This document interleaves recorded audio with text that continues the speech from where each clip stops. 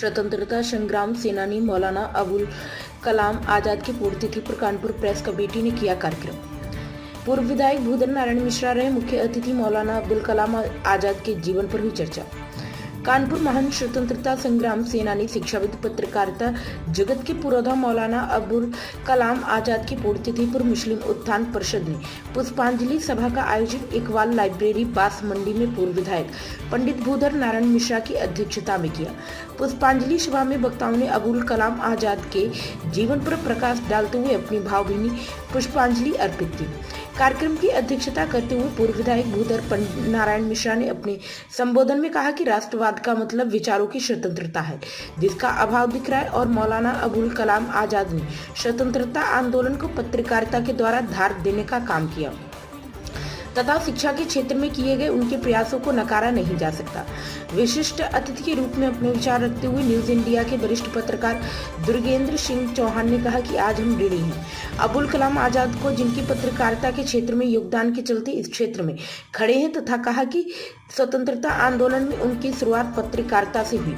उन्होंने कहा, खाली सीमाओं की सुरक्षा ही राष्ट्रवाद नहीं, बल्कि आज विचारों की स्वतंत्रता का अभाव है। प्रोफेसर खान फारूक ने तबशील से अपने विचारों रखते हुए कहा कि शिक्षा के क्षेत्र में उनका अनुकरणीय योगदान रहा।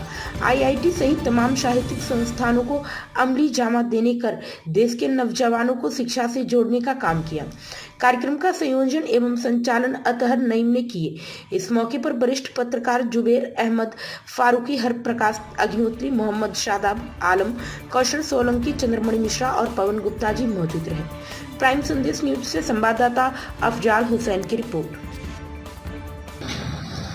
आज मौलाना अबुल कलाम आज़ाद की पुण्यतिथि इकबाल लाइब्रेरी में आयोजित की गई। यहाँ पर हमारे हिंदू, मुसलमान सभी पढ़े लिखे बुद्धिजीवी किस्म के लोग यहाँ आए और मौलाना साहब के बताया कि मौलाना आज तक कितने प्रासंगिक हैं। माहौल राष्ट्रनाथ साहब के ज़माने में सभी ने मिल के आगे बढ़ाया था, मिलजुल स्थापित करने में काम करने का वो अपने में अभी एक मतलब तालीम नौजवान और बच्चों को इस योग्य बनाया कि उन्होंने अपने देश को आज़ाद कराने में अपनी भूमिका अदा की और निर्माण में भी भूमिका अदा की। हिंदुस्तान जो आज है उसमें बहुत बड़ा योगदान मौलाना आज़ाद साहब का है कि उस ज़माने में यूजीसी गठित की, आईआईटी बनाई, सारा शैक्षिक ज्ञान जो है उसकी बुनियाद जो रखी गई वो मौलाना साहब ने रखी थी। तो आज ऐसे महान व्यक्ति को जिन्होंने शिक्षा पत्र उसमें उन्होंने अपना योगदान पूरे जीवन भी, जिस समय हमारे देश के अंदर लोग हुकूमत में हैं जो राष्ट्रवाद को एक धर्म से जोड़ते हैं। राष्ट्रवाद किसी धर्म से नहीं जुड़ा होता है। राष्ट्रवाद है, राष्ट्र में रहने वाले हर आदमी का इस राष्ट्र पर बराबर का अधिकार है और बराबर का उसका दायित्व है। ये हमें मौलाना साहब ने सिखाया था। आज हम उनको यहाँ श्रद्धा सुमन अर्पित करते हैं। उनको अपने मन से, हृदय से, कर्म से श्रद्धा भी, जिस समय हमारे देश के अंदर लोग हुकूमत में हैं जो राष्ट्रवाद को एक धर्म से जोड़ते हैं। राष्ट्रवाद किसी धर्म से नहीं जुड़ा होता है। राष्ट्रवाद है, राष्ट्र में रहने वाले हर आदमी का इस राष्ट्र पर बराबर का अधिकार है और बराबर का उसका दायित्व है। ये हमें मौलाना साहब ने सिखाया था। आज हम उनको यहाँ श्रद्धा सुमन अर्पित करते हैं। उनको अपने मन से, हृदय से, कर्म से श्रद्धा से, हृदय से, कर्म से श्रद्धा।